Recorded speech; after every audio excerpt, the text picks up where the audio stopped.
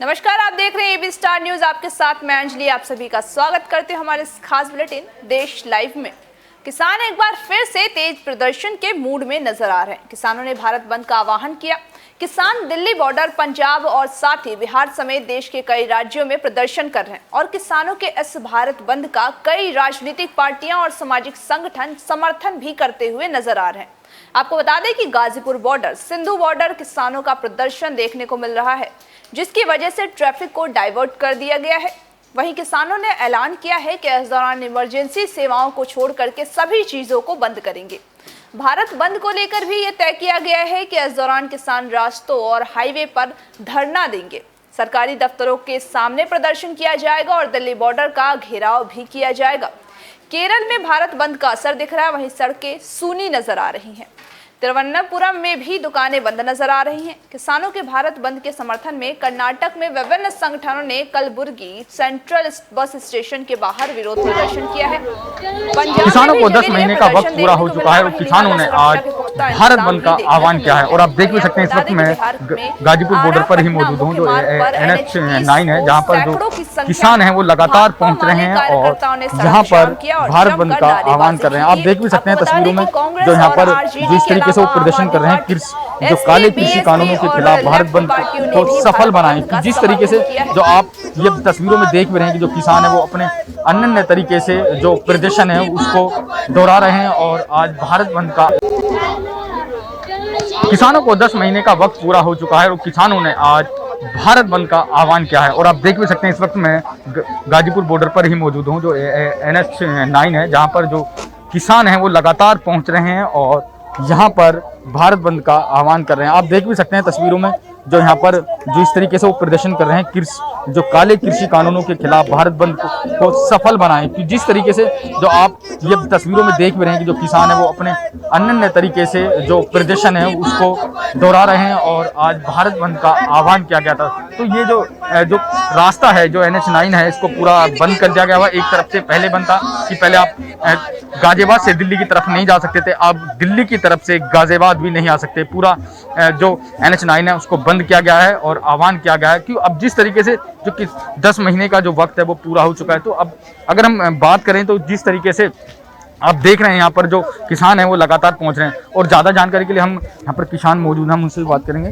Sir, जिस तरीके से आप भारत बंद का आह्वान किया गया, क्या कहेंगे? भारत बंद का आह्वान किया गया था, आप देख ही रहे हैं भारत बंद का जो आह्वान किया था वो कितना सफल है हमारा। आज उधर भी देखिए, जो हमने एम्बुलेंस के लिए, स्कूल की बसों के लिए जो हमारी महत्वपूर्ण जो सुविधाएं हैं, जो सब जरूरी सुविधाएं हैं, उनके लिए हमने रास्ता भी दिया हुआ है। तो भारत बंद का पूर्ण तरीके से असर आपको दिखाई देगा यहाँ पे।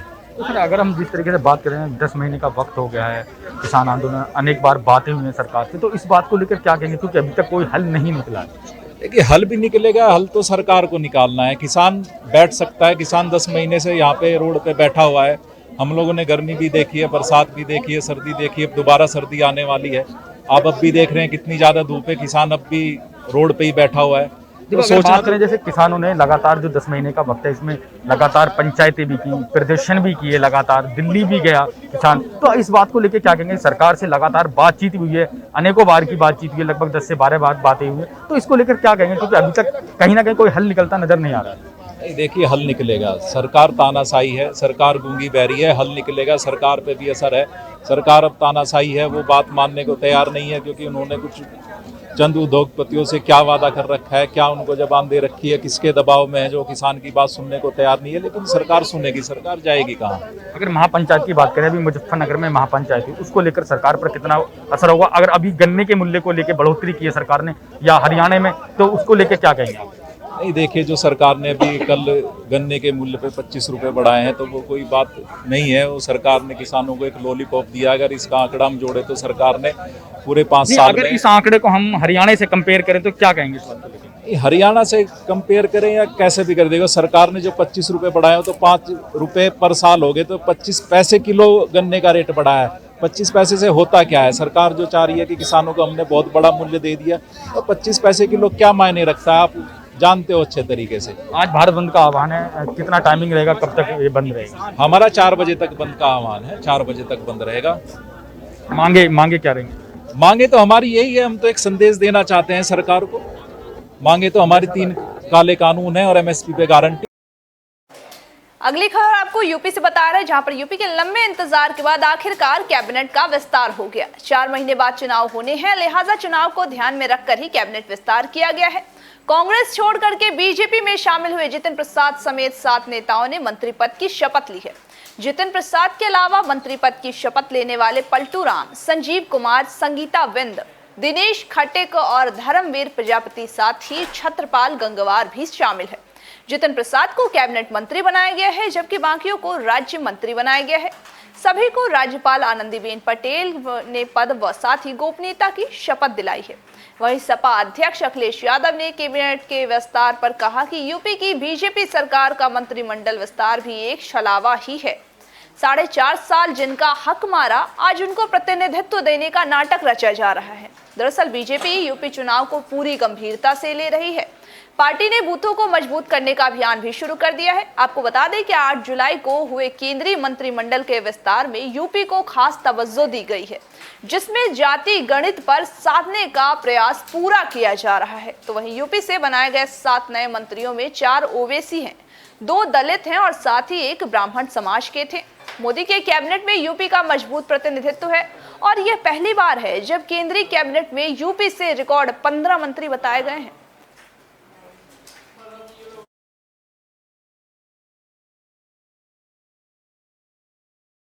प्रधानमंत्री नरेंद्र मोदी रविवार की रात करीब 8:45 पर दिल्ली में सेंट्रल विस्टा की कंस्ट्रक्शन साइट पर पहुंचे, जहां उन्होंने साइट पर करीब 1 घंटा बिताया और नए सांसद भवन के निर्माण कार्य का जायजा भी लिया है। आपको बता दें कि प्रधानमंत्री नरेंद्र मोदी के सेंट्रल विस्टा प्रोजेक्ट साइट पर जाने के प्रोग्राम के बारे में पहले से कोई सूचना नहीं दी गई थी। वे अचानक यहां पहुंचे और बाकायदा सभी नियमों का पालन करते हुए साइट का निरीक्षण भी किया।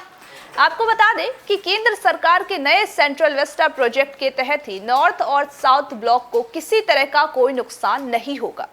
विरासत भवन के कारण इन्हें सुरक्षित रखा जाएगा। आने वाले समय में नॉर्थ और साउथ ब्लॉक को रेट्रोफिटिंग कर संग्रहालय का रूप भी दिया जाएगा। आपको बता दें कि नए सेंट्रल विस्टा के निर्माण से राष्ट्रपति भवन से लेकर के इंडिया गेट तक का नजारा बदला जाएगा। अगले 250 सालों की जरूरतों के मद्देनजर विश्व स्तरीय सेंट्रल विस्टा बनाने की दिशा में भी काम चल रहा है।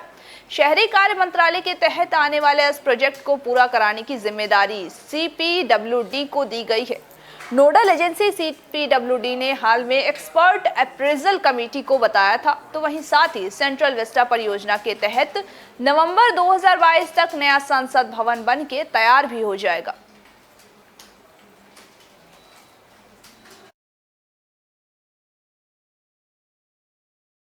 सुप्रीम कोर्ट के चीफ जस्टिस NV रमणा ने कहा कि जुडिशरी में महिलाओं को 50% आरक्षण मिलना चाहिए।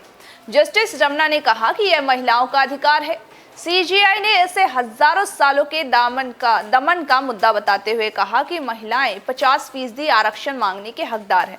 उन्होंने यह भी कहा कि आरक्षण की मांग की पुरजोर सिफारिश करने की जरूरत है। CJI रमणा सुप्रीम कोर्ट के महिला वकीलों में के 9 नए जजों के सम्मान समारोह कार्यक्रम का आयोजन किया गया था, जिसमें कि जस्टिस रमणा शिरकत करने पहुंचे थे। यहां कार्यक्रम को संबोधित करते हुए उन्होंने महिलाओं से एकजुट होने का आह्वान भी किया है। तो वहीं जस्टिस रमणा ने कार्ल मार्क्स को याद करते हुए कहा कि मैं आप सबको याद दिलाना चाहता हूं कि कार्ल मार्क्स ने कहा था कि दुनिया के मजदूर एक हो जाओ, तुम्हारे पास खोने के लिए कुछ नहीं है सिवाय अपनी जंजीरों के। मैं इसे संशोधित करता हूं, मैं कहता हूं दुनिया की महिलाएं एक हो जाओ, तुम्हारे पास खोने के लिए कुछ भी नहीं है सिवाय अपनी जंजीरों के। वहीं उन्होंने कहा कि देश के करीब 17 लाख वकीलों में से केवल 15% महिलाएं हैं।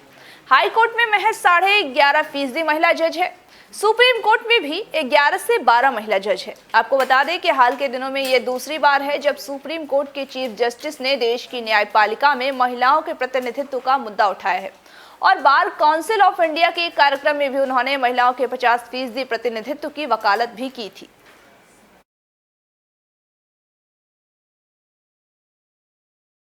इंडियन एयर शो ने डल झील का एयर शो का आयोजन किया। आपको बता दें कि जिसका मकसद कश्मीर के युवाओं को सेना में शामिल होने के लिए प्रेरित करना और साथ ही पर्यटन को बढ़ावा देना है।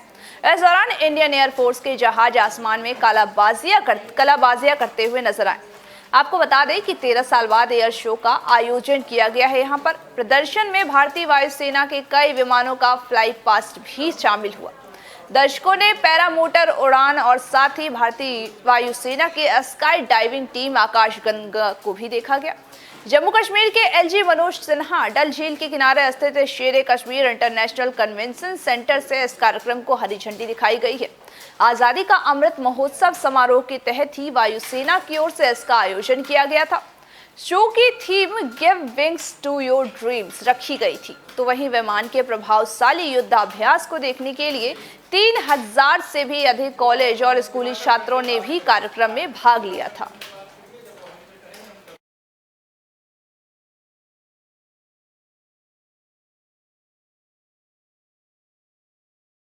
कनाडा ने 5 महीने बाद भारत से आने वाली उड़ानों से बैन हटा दिया है। कनाडा ने सोमवार से भारत से आने वाली सीधी उड़ानों को मंजूरी दे दी है।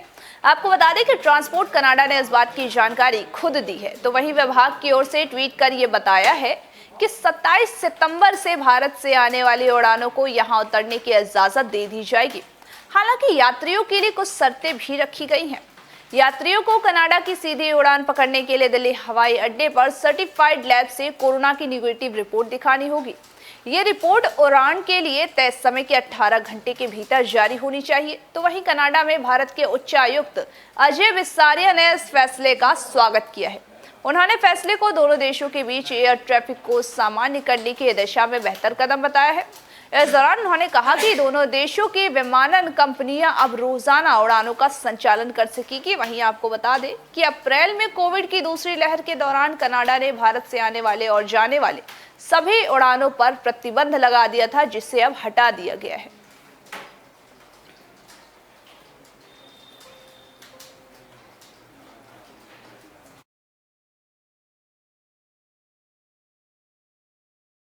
इसी के साथ हमारे इस देश लाइव की खास बुलेटिन में आज के लिए बस इतना ही। तमाम बाकी खबरों के अपडेट्स के लिए बने रहिए हमारे साथ और देखते रहिए एबी स्टार न्यूज़।